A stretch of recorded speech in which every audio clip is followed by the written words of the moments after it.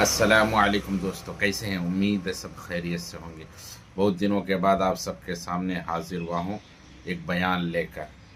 چلو اس بیان کو سنتے ہیں، بہت ہی بہترین بیان ہے حضرت کا۔ اس بیان کو سنیں اور شیئر کریں۔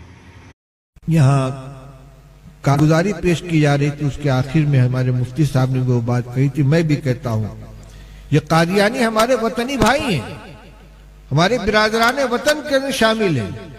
یہ بھٹک گئے، گمراہی کا شکار ہو گئے ہیں۔ ہم ان کو دعوت دیتے ہیں، آئیں ہمارے علماء کرام سے ملاقاتیں کریں۔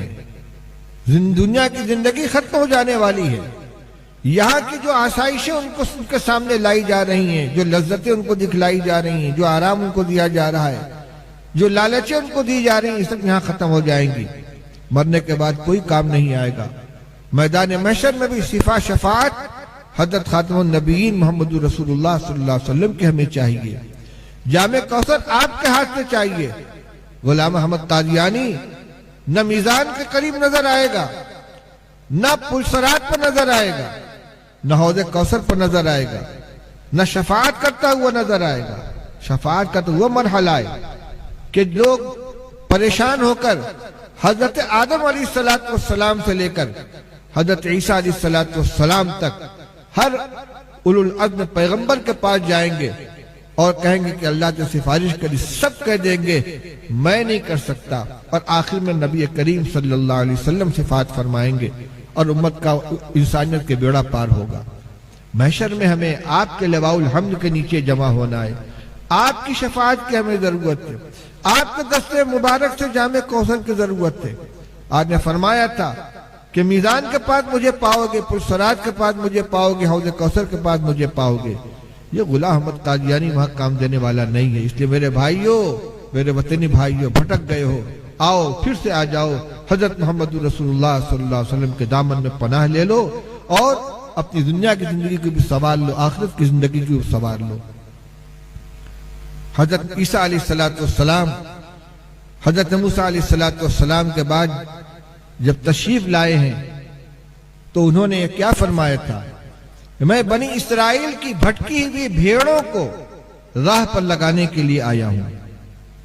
موسیٰ علیہ السلام اولو العزم پیغمبر تھے، ان کی امت بنی اسرائیل کی امت بہت بڑی امت ہے، لیکن وقت گزرنے کے ساتھ ان میں گمراہی آ گئی تھی، تو اللہ تعالیٰ نے حضرت عیسیٰ علیہ السلام کو جو بھیجا ہے، ان کا اصل کام کیا ہے؟ وَرَسُولًا إِلَى بَنِي إِسْرَائِيلَ أَنِّي قَدْ جِئْتُكُمْ بِآيَةٍ مِّن رَبِّكُمْ، میں بنی اسرائیل کی طرف بھیجا گیا ہوں۔ بائبل کے اندر یہ موجود ہے کہ میں بنی اسرائیل کی بھٹکی ہوئی بھیڑوں کو راہ پر لگانے کے لیے بھیجا گیا ہوں۔ میرے بھائیوں، میرے قادیانی دوستو، اس امت کے علماء کرام کو اپنا ہمدرد سمجھو۔ یہ تم بھٹک گئے ہو، تم کو راہ پر لگانے کے لیے آئے ہیں۔ اللہ سے دعا مانگو کہ اللہ میرے ہمارے سینوں کو کھول دے، ہمیں ہدایت نصیب فرما، ہمیں ہدایت پر گامزن فرما۔ دل لگا کر اللہ سے دعا مانگو، دیکھو دل کے اندر کیا آتا ہے۔ مجھے یقین ہے کہ اگر رو کر اللہ سے ہدایت مانگو گے، دل کھل جائے گا، اللہ تعالیٰ ایمان کی توفیق عطا فرمائیں گے۔ اللہ کرے آج کا یہ اجتماع ہمارے مسلمان بھائیوں کو بھی اپنی ذمہ داریوں کا احساس دلائے، ایمان کی فکر کرنے کی توفیق عطا فرمائے، اپنے خاندان کی، اپنی ذریت کے ایمان کی حفاظت فرمائے، اور خدا کرے یہ نشأت ثانیہ اس علاقے کے اندر قادیانیت کے تابوت میں کیل ٹھونکنے کی اور جو فتنہ جس تیزی کے ساتھ پھیل رہا ہے اس کے اوپر قدغن لگانے کی میں مبارکباد دیتا ہوں حضرت مولانا ابرار الحسن صاحب اور ان کے رفقا کو، جنہوں نے بڑی محنت کے ساتھ یہ بزم سجائی ہے۔ اور وہی نہیں، ماشاءاللہ بہت ہی بہترین بیان ہے حضرت۔ بیان کو شیئر کریں، ہمارے چینل کو سبسکرائب کریں۔ پھر ملتے ہیں اگلے ویڈیو میں۔ السلام علیکم۔